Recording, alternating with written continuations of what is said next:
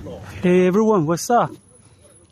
Here again. Yeah, this is beautiful, spectacular, and I love this road very much. And whenever I come here, I just simply want to make a video. Maybe some of you have been fed up with it. If you don't like it, you can skip it. And I just want to talk something about how to promote, how to sell, marketing, something like that. So every company has a sales department. If you have the products, the tangible products, so you need to sell it, right? That's crucially important. And if you don't sell them, so the whole company cannot get the revenue. And the company won't be in the smooth operation. Maybe even 1 month or 2 months later, it's going to be in red.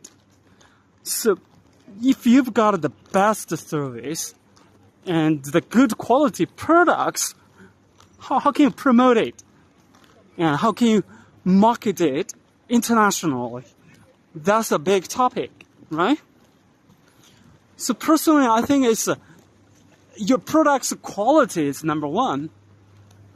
When your products have reached some criteria of the international standards, and you want to promote it and get it to be known by more buyers and more people, and some of the sales guys, they have to sell hard, they have to be the best smoother, and yeah, that is very important.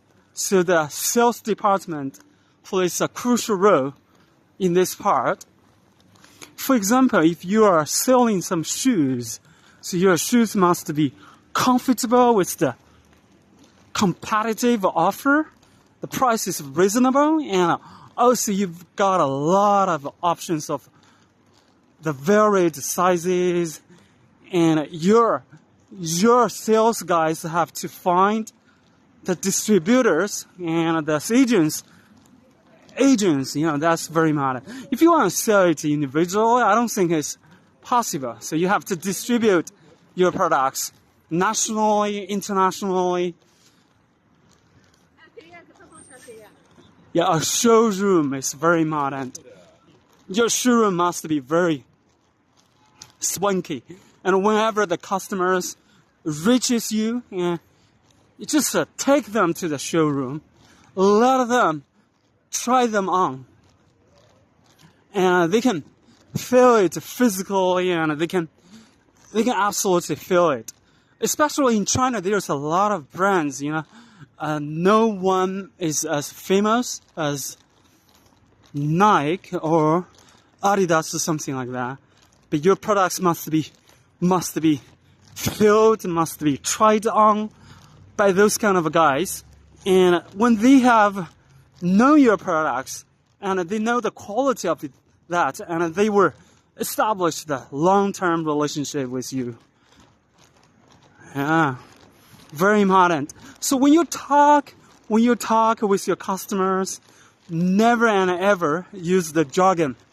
Okay, you've been in your business line for a long time. You've got some jargons with your peers, and you can talk it in your company, in your business line. But you don't shoot at it to your customers. Your customers, might be in a puzzle, but they're not asked you. They don't want to shoot them, They think they are silly, and they're not to ask you, absolutely, And if they don't understand the jargon you are talking about, and they even sometimes oppose you, They think you're not very respectful. You're not very respectful to them. So guys, never and ever use jargon.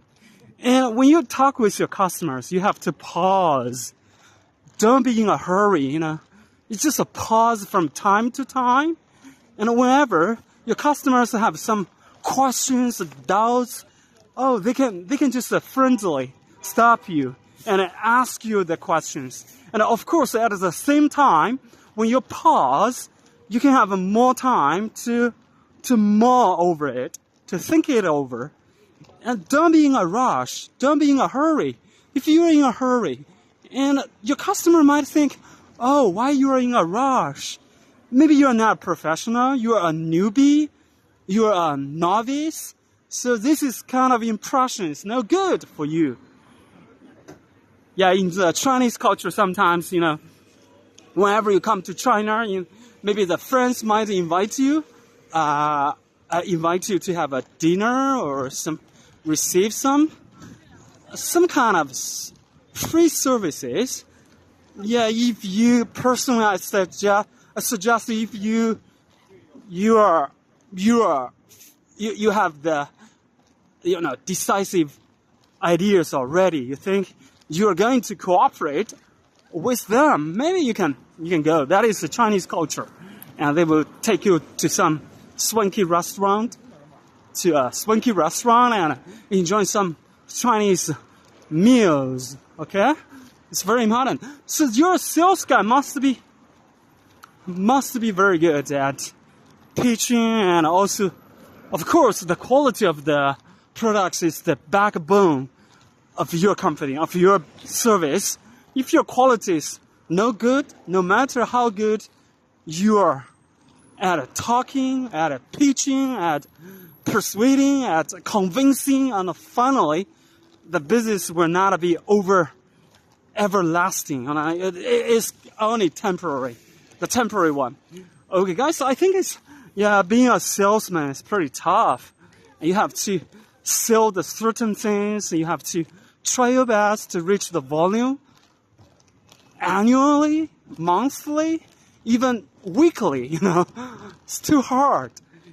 And also, if the products is the new ones, and they have to first find the niche of this kind of products and the marketing share and what kind of market are you going to target?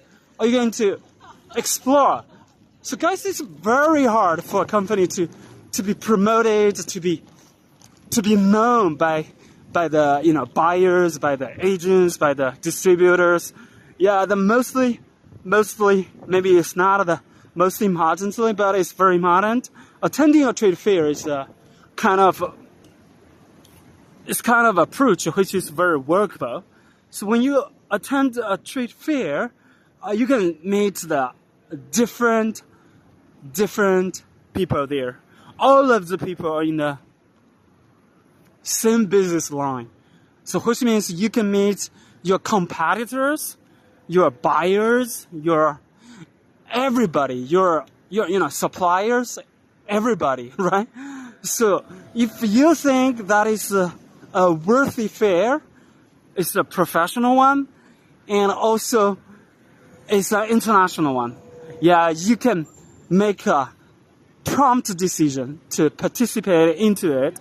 Absolutely useful. And of course, if you don't want to book a space over there, firstly you can visit it. You can check your rivals, features, your rivals, operations, your rivals, services there. And then you can know how to promote your own business when the next fair comes. And also you can exchange a lot of business cards, and you can collect a lot of business cards, and you can introduce your company to them. And sometimes, the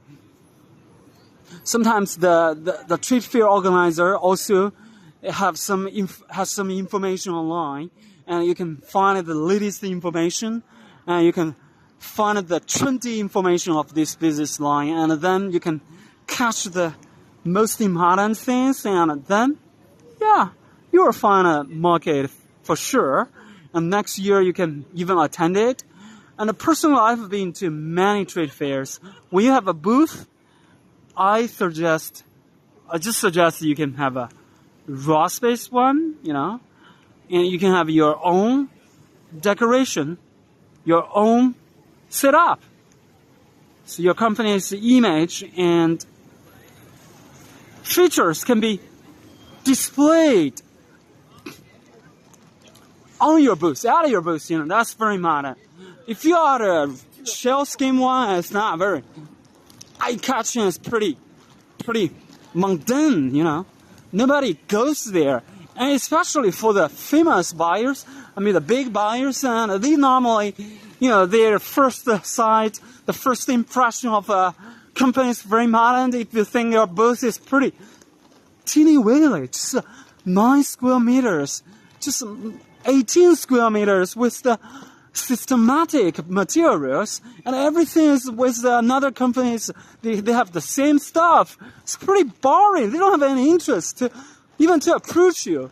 Guys, you at least order 18 square meters booth, and you can have your own decorator and make your booth to be very classy, very wonderful, and your car products, your products can be displayed there on the showcase, on the demonstration table, and that's very modern.